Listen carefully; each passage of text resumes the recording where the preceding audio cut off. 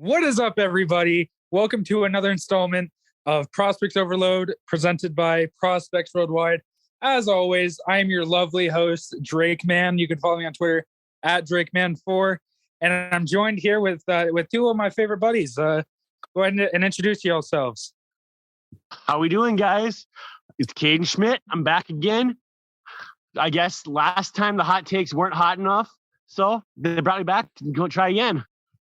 And I'm Austin Farmer, and I'm here to, I guess, not make people mad over overrated takes on Yankees players because, you know, no one really said anything in comments last time. So let's take it away there, Drake. Yeah, as always, Austin, it was very awkward, but, you know, we do have one of our favorites, Kade Schmidt, back. Now, Caden, we did have our last episode titled The Kade Schmidt Experience. So now that they've experienced you, now you're a little bit more of a veteran. Would you say that? The real question is how many less listeners are we going to have this week now? All the man. Juan Pinto fans will be tuning in. Juan Pinto rise up, or Juan Pinto fans rise up. Am I right? All two of them. Yeah, Juan Pinto sucks. But anyway, we're going to start off with our favorite segment, and that is Start, Bench, Cut. You guys know how this is. You know, you get to start one, bench one, cut one. And this one, we have MiLB Marte, Gabriel Arias, and Jordan Westburg. All young shortstops with their own unique talents to the game. What do you guys think? Who you starting, benching, and cutting? Austin, will go to you first. Who you got? All right. Well, I'm going to start Marte, bench Westburg, and cut Arias, mostly because I haven't seen as much of Arias. So I would rather have Westburg up on there, and that's my take. I'm very similar to that. I'm going to start Marte. I'm going to bench Arias, but I'm going to cut Westburg. You're not going to. It's okay, and you're not going to explain why you're doing that?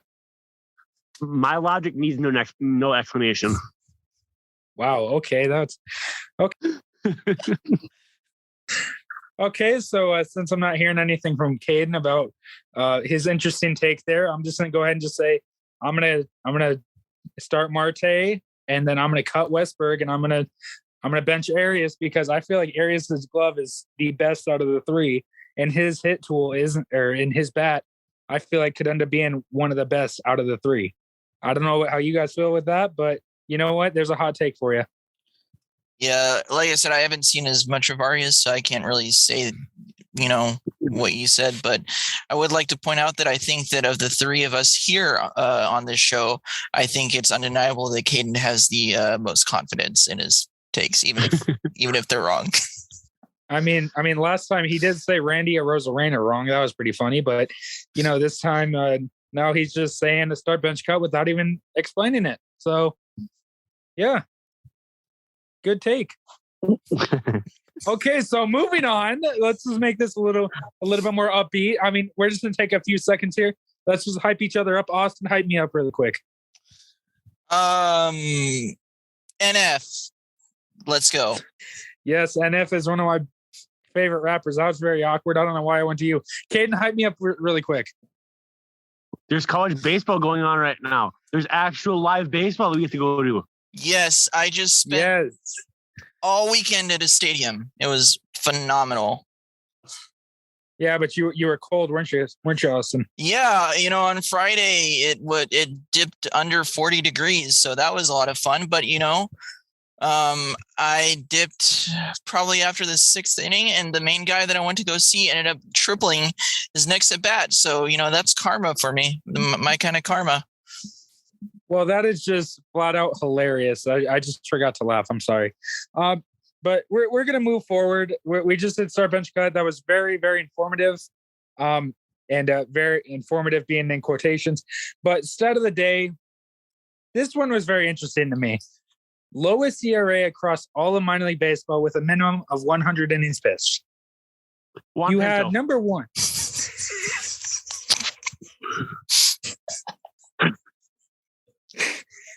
No, Caden. Juan Pinto is not on this list. Juan Pinto will never be on this list, and I will guarantee you that. He didn't even throw one pitch, much less 100 innings. And he probably never will. So number 1 on this list is Taj Bradley out of the Rays system with a 1.83 ERA in 2021. We got number 2, Louis Varland out of Minnesota Twins system with a 2.10 ERA. We got number 3, Logan Allen, not the major league left-hander, but the AA left-hander out of the Cleveland system, who was drafted in 2020. They're both part of Cleveland. Don't forget that. Yeah, they are both coming out of Cleveland, which is, I wonder if they have a Logan Allen 1 and Logan Allen 2. I wonder what they do with that. But Allen had a 2.26 ERA. Max Meyer coming in from the Miami Marlins system at a 2.27. Grayson Rodriguez out of the Orioles system with a 2.36. Caleb Killian, now with the Chicago Cubs, formerly with the San Francisco Giants system, with a 2.42. We got Randy Vasquez out of the Yankee system with a 2.52. Ryan Murphy making another appearance in the Giants system with 2.52. Peyton Battenfield out of the Guardians system with a 2.53. And Tommy Romero, again, out of the Rays system with a 2.61. Austin, Caden, do either of you want to highlight any of the players there? One guy I'm going to highlight is Max Meyer. Some of you guys might know I'm an Angels fan, and there were talks that Max Meyer was going to be part of a trade to the Angels that was considered to involve Joe Adell at one point last year. And I was really hoping the Angels would find a way to acquire Max Meyer. Unfortunately, it didn't work. So Max Meyer has always been one of my top guys. I had to see him a lot up in Minnesota at college, and I absolutely love him. Yeah, the guy that I'm going to highlight will be Grayson Rodriguez. As y'all know, I'm a really big fan of Rodriguez, and man, like he was already hit 94 to 97 prior to the pandemic, and now he's up to about roundabouts 100. He's a surefire ace of the O's in the future, and he's gonna be innings eater. He's got like a 6'5", 230-pound frame, and just a bulldog on the mound. Yeah, I just want to highlight, where did half these names come from? I mean, Logan Allen, who would have thought coming out of the draft that he would be number 3 on this list? I will say, for our risers and shiners, I did cover Logan Allen, and he's got some filthy stuff. He's got some shockingly filthy stuff. So that name doesn't really shock me all that much. Well, Logan Allen, I mean, the thing is, like, he's not a high velo guy, which I understand velocity isn't the biggest thing with a pitcher, but he relies more on movement and, location, much like a Greg Maddux sort. I'm not going to comp him to Greg Maddux, as that's impossible to do right now. It's impossible to do right now, but I think the guy I want to break down a little bit more with you guys is Taj Bradley. He's a 5th round pick in 2018 by the Rays. And between 2018 and 2019, he pitched in 22 games with 74 innings pitched. He had a 3.77 ERA, 81 Ks, and a 24.4 K percentage. But then in the 2021 season, in 23 games, 103.1 innings pitched, he had a 1.83 ERA, 123 Ks, and a 30.9 K percentage. I mean, where does that come from? Can we just talk about like all the pitching prospects that the Rays have? Like, it seems like every other day you hear about one more guy in that Rays system. The Rays developing pitching is just phenomenal. It's unheard of at this point. That's a very good point. Very good point. Austin, you have anything on Taj Bradley? I'm not going to lie. The first two, like Taj Bradley, I knew a bit of, but I didn't really pay much attention. So this is honestly kind of news to me. But I would like to ask, like, who the heck is Louis Varland? I have never heard of that dude. Well, honestly, Twins fans, I mean, Louis Varland is one of the top prospects in that system. He's just behind Jordan Balazovic and Joan Duran. I mean, he's behind them, but he has surprising talent. And, looking at him, it is kind of weird that, he's a bit old school in the fact that he hits left-handed and throws right, but he's never going to hit again now that the universal DH is coming. I mean, unless he Rick Ankiel's it. Yeah, but we don't want a bunch of injuries from him, so. Yeah, that's a very good point. I don't know why I said it. I probably shouldn't have. Cardinals fan, cough, cough. Okay, 2011.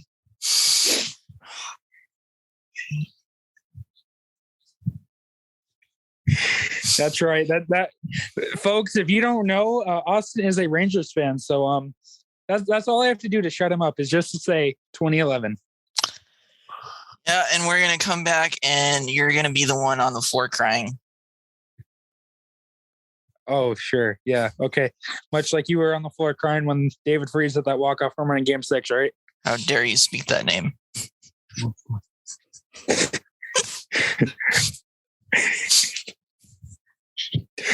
I'm sorry. I've tried. All right, back to prospects.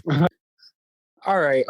Yeah, Caden's right. We need to get back to prospects, even though 2011 was a fantastic year for Cardinals fans. And, Caden was probably sitting there laughing at 2011 will be forgotten. Okay, all right. I just won't say the word 2011 anymore. Starting now. Okay, so we go from 2011 to now 2022. And Caden, Austin, and myself, we all went to some college games this weekend. Caden and I were fortunate to have the MiLB 4 tournament, and I'm going to ask you guys one simple question: who were a few of your favorite guys that you saw this weekend? So I'm going to let Austin start us off. Austin was at the Sam Houston State versus Nebraska series. Yeah, and as mentioned earlier, I was freezing my butt off, and it did drop below 40 degrees on Friday. And the guy who I went to go see, the main guy I went to go see was Max Anderson of Nebraska.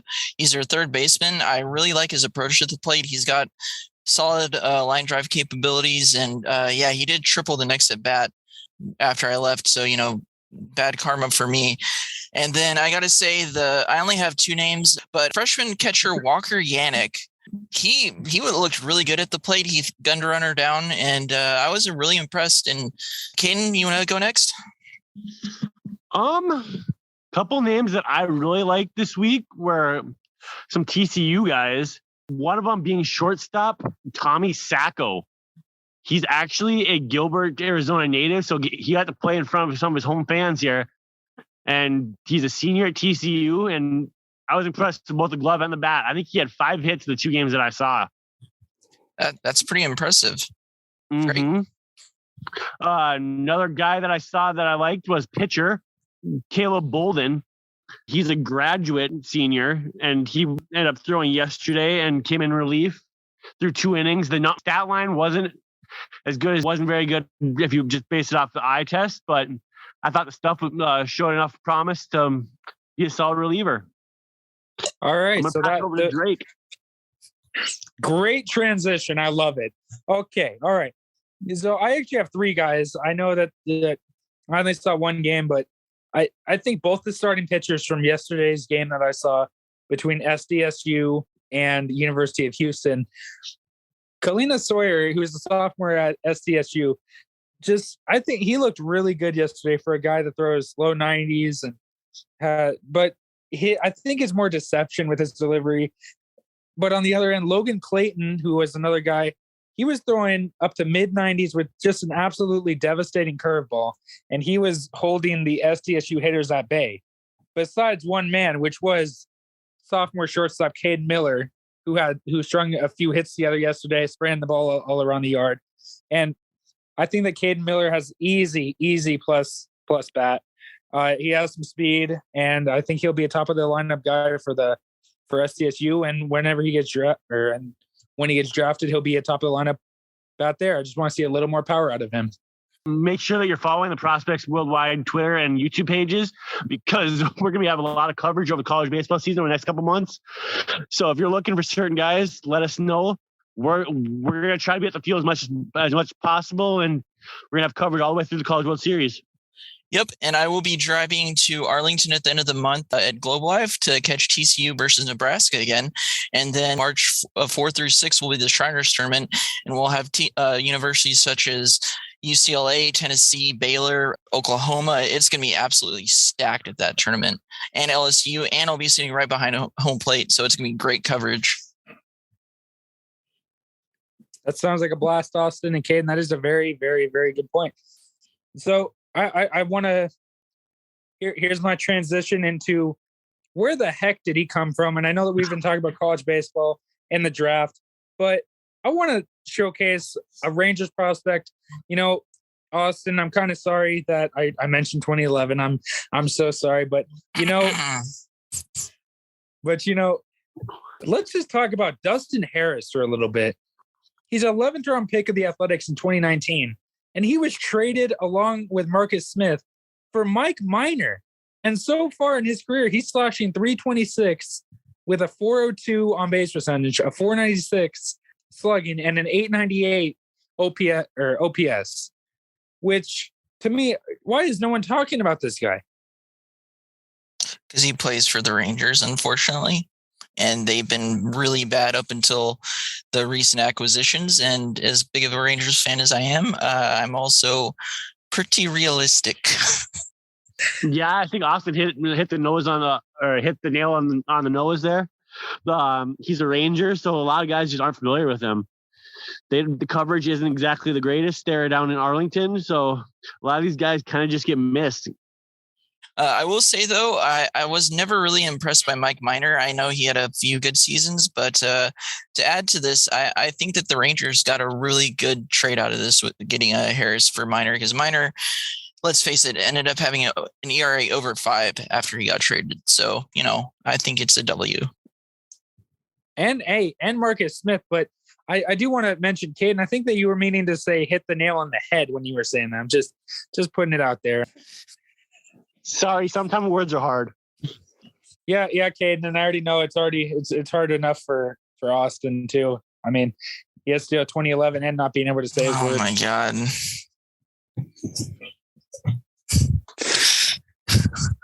Why do I even come on? Why do I even come back on this show? All y'all do is roast.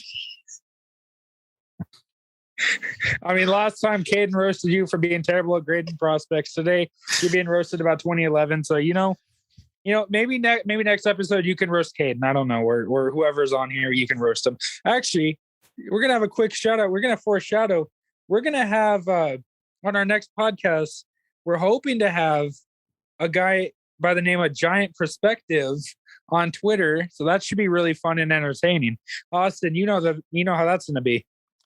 Oh yeah, Giant Perspective and I are both Filipinos, and Filipinos have very out there personalities, and he's no exception. He's a really fun dude to talk to, but man, the roasting is going to be.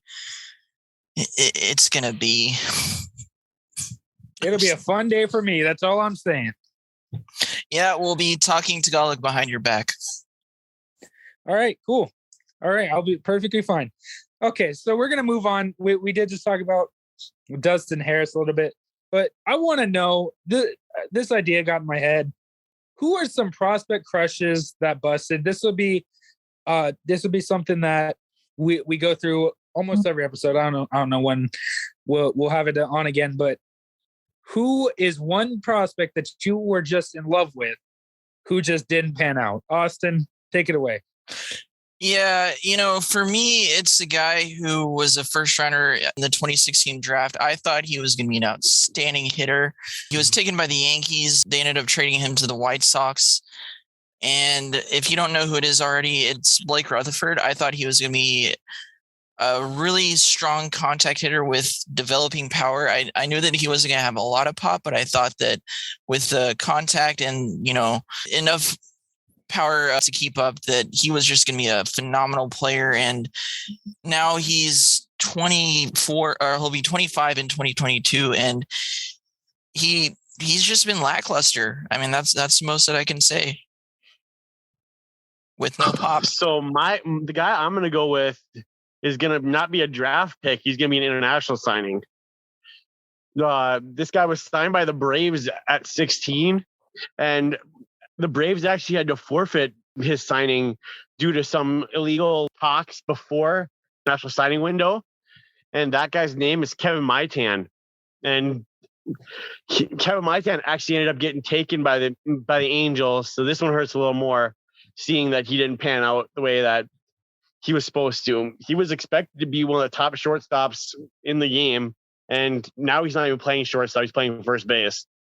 He's put on probably an extra 140 pounds from what he was when he was supposed to be a shortstop. So now he's playing first, as I stated, and the bat's not strong enough to even contend to be a first baseman, in my opinion.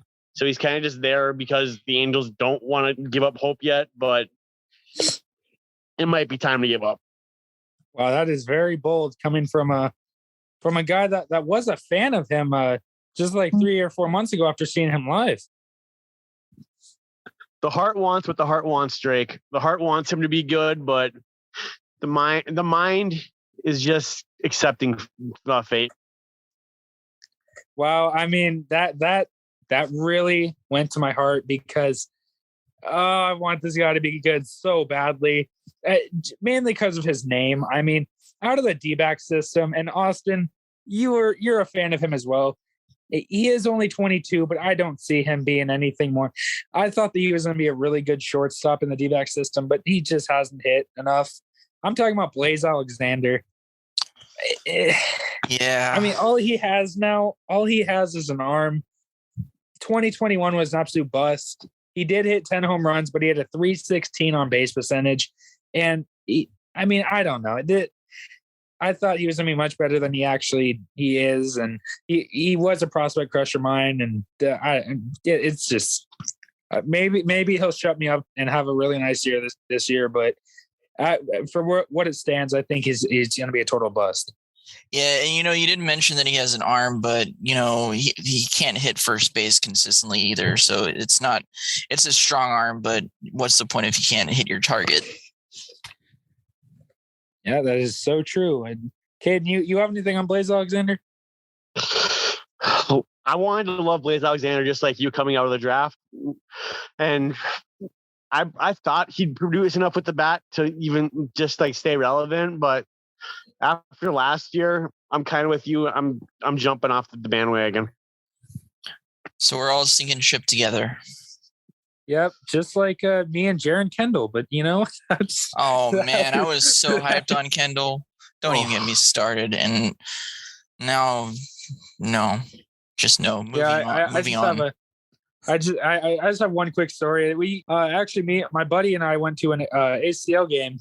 And I was telling him how great Jaron Kendall was. And Jaron Kendall ended up going 0 for 3 with 3 strikeouts, all swinging. So that really made me look like an abomination. Like a doofus. I think Kendall had 10 ACL at-bats and 8 of them were strikeouts. Holy cow, man. And he's what, 23, 24? Yes. Oh, my goodness. Okay. Hunter Bishop. Sorry, Jen. Oh, gosh. There's another name. Austin, did you just throw in another name?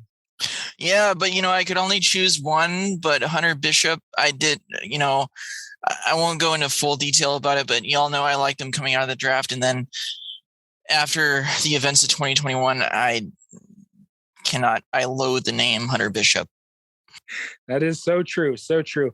And I know, Caden, you saw him a lot at Arizona Fall League, and I know you're off the Bishop bandwagon.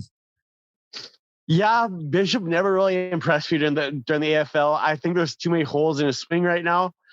I think he still has potential to fix it, though, considering he's missed last season with COVID and with the shoulder injury. There's still a little bit of time left in him, so I'm not completely off the bandwagon yet, but I'm getting very close. I'm 100% full-fledged off the wagon, and I don't mean as an alcoholic, but okay. Just like you're 100% off on your Anthony Volpe take. Let's just move on with another popular segment of overrated, underrated. We've had this each episode with different type of themes to it. And this theme is going to be 2021 draft edition. Now, I don't really see a lot of the guys in the first round being overrated, but I'm going to start here and I'm going to say Frank Mazzucato. He has not pitched yet. Yeah, he did have the 2 or 3 no-hitters back to back that really put him on the map. But I saw him during instructs, and oh man, he has a really good curveball, but it just looked like his command was completely off. Like, I was expecting a dude that was just dominating, a guy that was just, throwing strikes left and right, striking everyone out. And he was giving up a lot of hard contact. He was just, he just didn't look as fluid to me. And, I just think he's a little bit overrated for what he does have the capability of shutting me up. And I realize that, and he could be a stud pitcher, but as it is right now, I think he's a little overrated. Austin, how about you? Yeah, I'm going to go with a first rounder here in Joe Mack. I have seen a bit of footage of him here and there, and I understand that's not enough to go off of. I don't like his swing at all. It seems really funky to me, and I don't think he's going to hit at the big league level. I understand, if you're a catcher and you can provide solid defense, that doesn't really matter. But I feel that he should not have gone in the first round. And as it ends up, he did end up posting a 373 on base, but man, that 132 batting average is scary coming out of the FCL. Very interesting. All right, Kade, who's yours? Mine is going to be Mariners catcher Harry Ford. Ford was the 12th overall pick this past year, and I'm convinced that was way too high. I didn't think he was a first round pick. I expected him to go early second round, possibly later second round, but from what I saw from him, I don't think he's going to be a top prospect. I don't think he's going to stay a catcher is my biggest thing. I think he's going to end up having to either play third, first, or be a DH. I think the bat's strong enough to carry his career, but I don't like him as a catcher. Hey, look at that, Kane. We both went with first round catchers. We did. That is very interesting.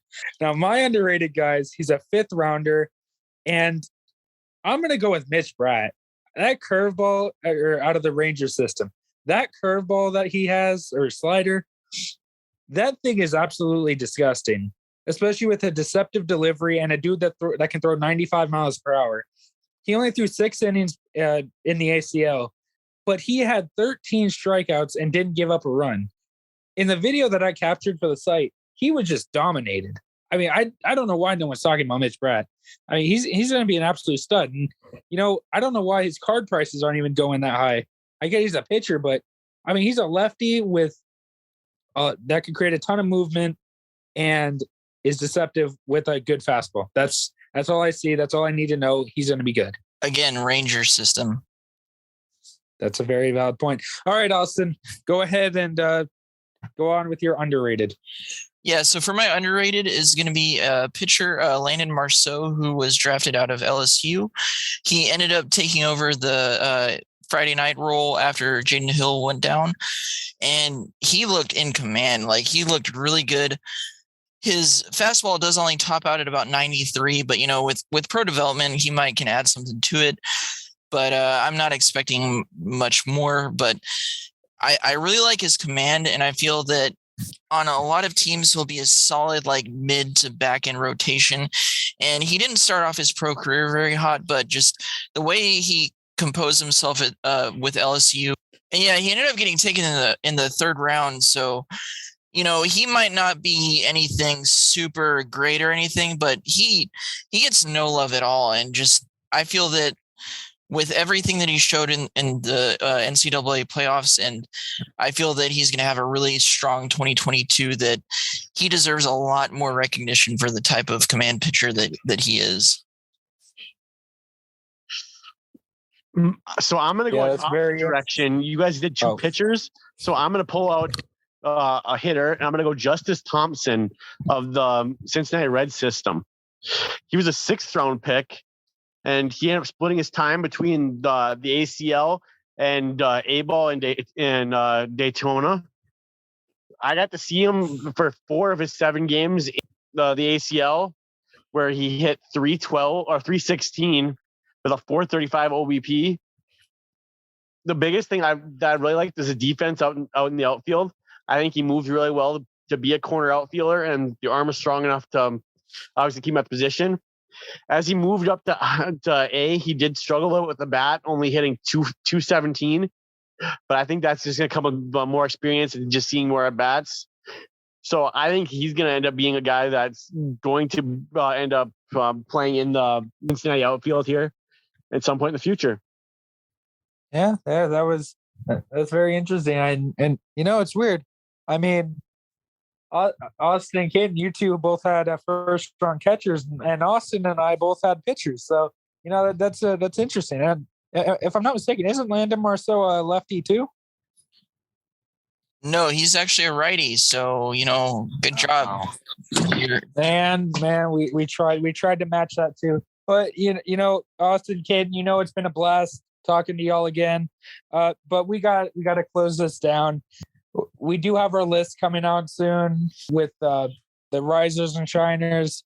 We're gonna start working a lot harder to get those out as soon as possible. But anything you guys want to plug? Once again, a reminder: college baseball season is underway now. Make sure you're following both the YouTube and the Twitter. And minor league baseball season will be right on the corner. And if we're lucky, we may even get a major league season here in a couple months. Yeah, we're going to have a lot of good quality content delivered for whoever follows us on both Twitter and YouTube. And we actually, at the time of recording, we just hit 600 YouTube subscribers.